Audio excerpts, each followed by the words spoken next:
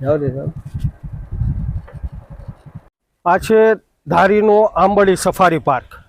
ધારીમાં ફરવાલાયક સ્થળ એવું આંબડીનું સફારી પાર્ક। ત્યારે આજે આંબડીના સફારી પાર્કમાં આજે આપણે આવેલા છીએ, ત્યારે તમારી સૌની મુલાકાત કરાવીએ કે ધારીની અંદર ફરવાલાયક આ સ્થળે શું વિશેષતાઓ છે। તો ચાલો આપણે અંદર જઈએ।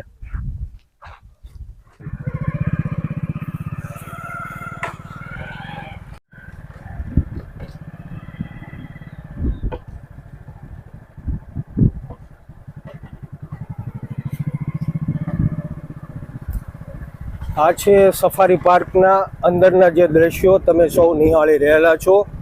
જે પ્રવાસીઓ આવે છે તેમના માટે ઉત્તમ સુવિધા આપવા માટે ધારી વન વિભાગે ઘણી પણ સગવડતાઓ વધારી છે। પ્રવાસીઓને કોઈ પણ જાતની મુશ્કેલી ન પડે। જે નાના બાળકો પણ આવતા હોય એના માટે હિંચકાઓ પણ આપ જોઈ શકો છો કે સફારી પાર્કની અંદર કેવી કેવી વિશેષ સુવિધાઓ જે વન વિભાગે અત્યારે જે પ્રવાસીઓ આવે છે, જે સિંહ દર્શન કરવા માટે આવે છે, આંબડી સફારી પાર્કમાં દૂર દૂરથી ગુજરાતભરના લોકો સિંહ દર્શન કરવા માટે આવે છે। ધારી શહેર આમ જોઈએ તો અમરેલી જિલ્લાની આન બાન અને શાન સમૂહ આ છે આંબડી સફારી પાર્ક। અને સફારી પાર્કની આજે આપણે મુલાકાત લીધેલી છે અમારા સહુ દર્શક મિત્રો માટે।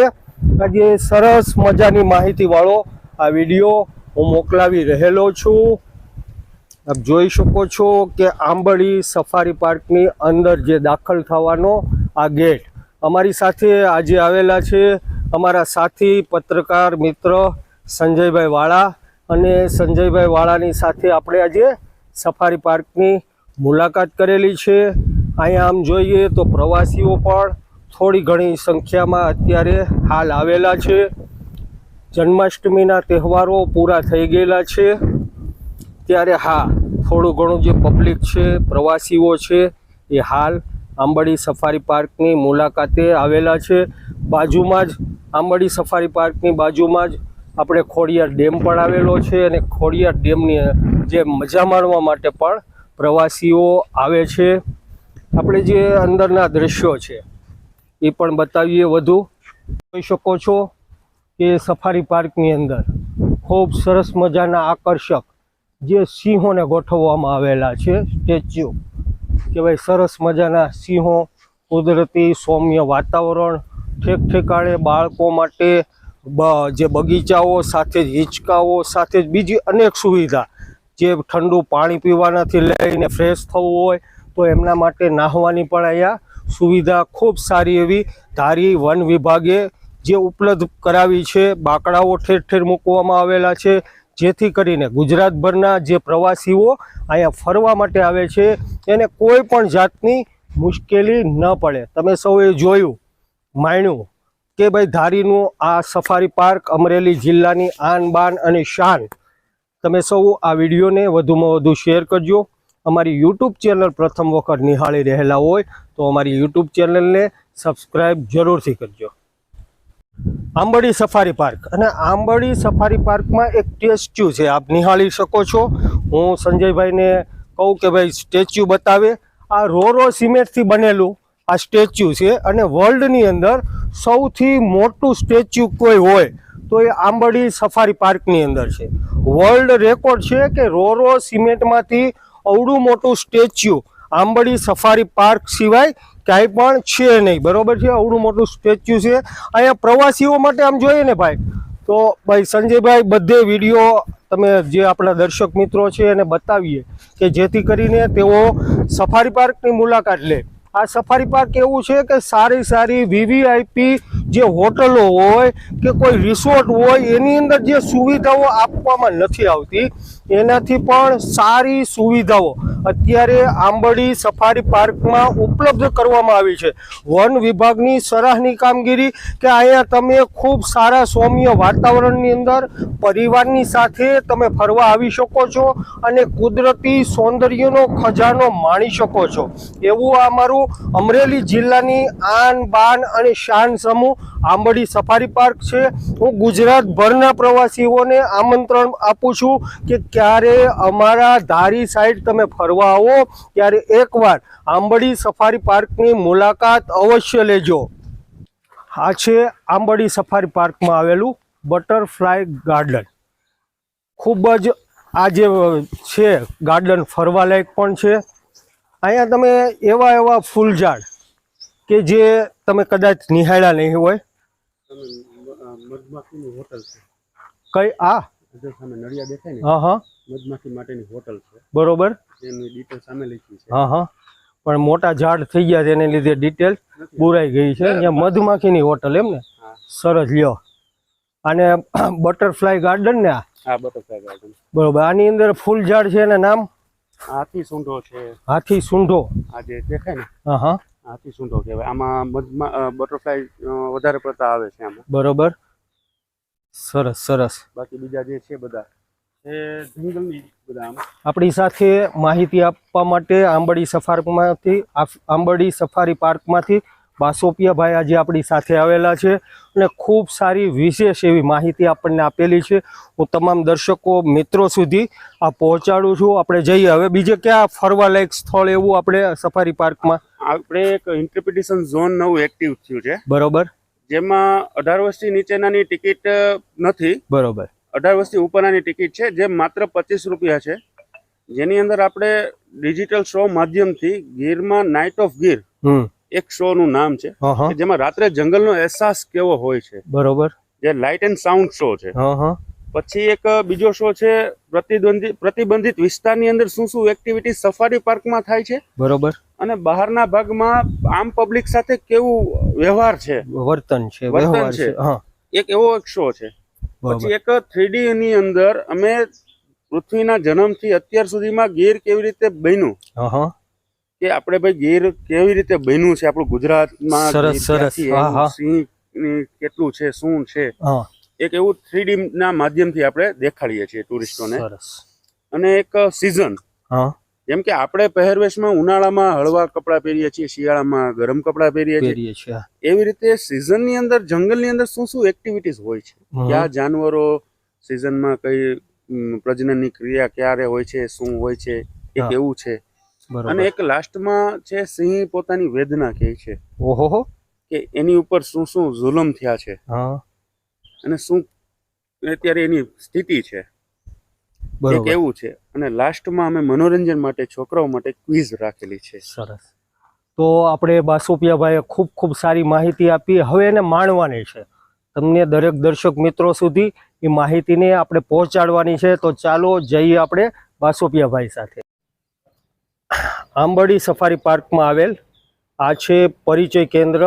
અને પરિચય કેન્દ્રની અંદર શું જે સુવિધાઓ ઉપલબ્ધ છે બાળકો માટે મોટેરાઓ માટે ફરવાલાયક શું છે એ પણ હું તમને સૌને બતાવું. મોંઘું કરે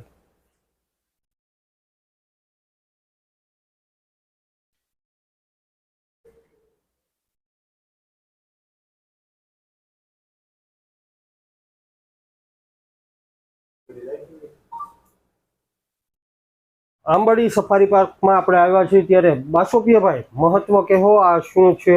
આ છે નાઇટ ઓફ ગીર મતલબ કે રાત્રે તમે કોઈ જંગલમાં ફસાણા કોઈ એવી જગ્યાએ ફસાણા મધ્ય જંગલમાં રાત્રિ રોકાણ તો ના હોય પણ ઇનકેસ ને કઈ પંચર પેલું ગાડી ફેલ થઈ કે ઇનકેસ શું થયું તો એવા સમયની અંદર કયા જનાવરનો અવાજ શું હોય કેવો હોય છે કેવો સંભળાય છે એ આપણે અહીંયા સાઉન્ડ એન્ડ લાઇટ શો દ્વારા આપણે અહીંયા ટુરિસ્ટોને બજાવીએ છીએ કે જેનું અત્યારે આપણે સ્ટાર્ટિંગ જ કરીએ આ પ્રસ્તાવના છે આપણે બે લેંગ્વેજમાં રાખેલી છે ગુજરાતી અને ઇંગ્લિશ. જંગલના રોમાંચક જેમાં અત્યારે નીચે સાઈડમાં લાઈટું છે વોલ લાઈટ જે આપથી જોઈ રહ્યા છે. બરોબર. જે લાઈટ બંધ થશે પછી ધીમે ધીમે વાદળોના ગર્જના વીજળીની ગર્જના શરૂઆત થશે. બરોબર. જે આપણે રાત્રે જોઈએ કે આગી આપણે જે એ આપણે ઉપર આપણા રાખેલું છે ઉપર એનું પણ અને સાથે તારામંડળ જેવું એવું પણ આપણે અહીંયા જોવા મળશે. આની ટિકિટ શું બાસોપિયાભાઈ? આની ટિકિટ છે 25 રૂપિયા જે 18 વર્ષથી નીચેના છે એ બિલકુલ ફ્રીમાં. બરોબર. જો આપ કોઈ સ્કૂલ લઈને આવો હા તો એનું લેટર પેડ લેતા આવો તો એ પૂરા કન્સેશનમાં આવશે, પૂરેપૂરું. બરોબર. અહીંયા પૂરેપૂરી સ્કૂલ ફ્રી ઓફમાં આવશે. સ્કૂલ છે, કોલેજ છે, એ ફ્રીમાં એમ ને? બાકી 18 વર્ષ ઉપરનાની ટિકિટ લેવાની 25 રૂપિયા, બાકી નહીં. બાકી નહીં. એ 25 રૂપિયામાં 5 શો આવી જશે આવા અલગ અલગ. આ વાદળોની ગર્જના.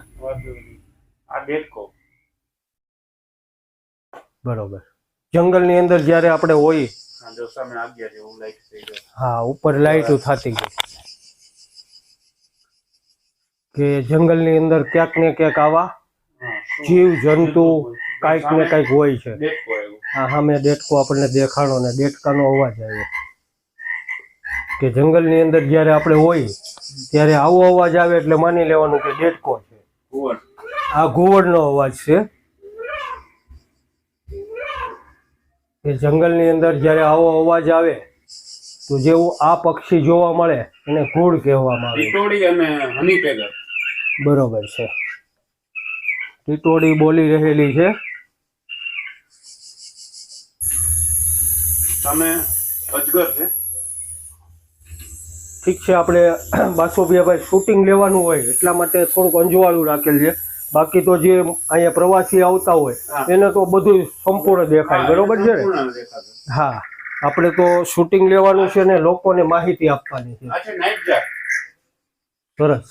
રાત્રે આનો અવાજ આપણે સાંભળતા જોઈએ છીએ.